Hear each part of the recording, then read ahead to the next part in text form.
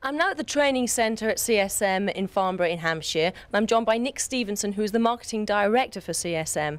Now, let me get this right, the new theory for the higher A code, the written test rather, has just been introduced.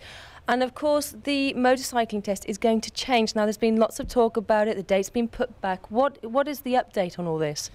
Well, as from the 1st of January, the new legislation will be introduced in the UK.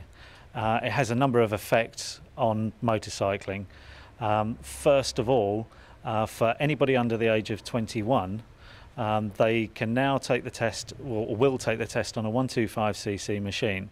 On successfully passing that test, they will be restricted to riding a bike of no more than 33 brake horsepower for a 2-year period. And what if you're over 21?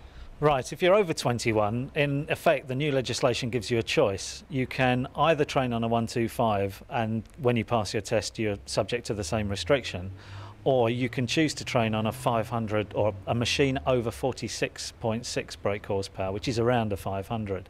And then when you pass your test you can ride whatever machine you like. Why have they done this? Why the change? Surely the test was adequate as it was. Is it through road conditions changing or changing political climate? Why? It's very difficult to say exactly why. I mean, it's to follow the European directive that's been introduced across Europe. I mean, in terms of changing road conditions, then it's an evolving situation. There's nothing that's suddenly happened to say, well, we need to change this.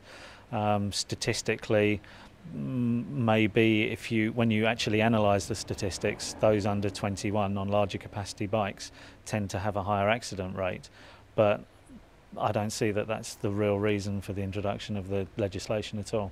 Do you think it's going to put any people off taking their lessons for their exams?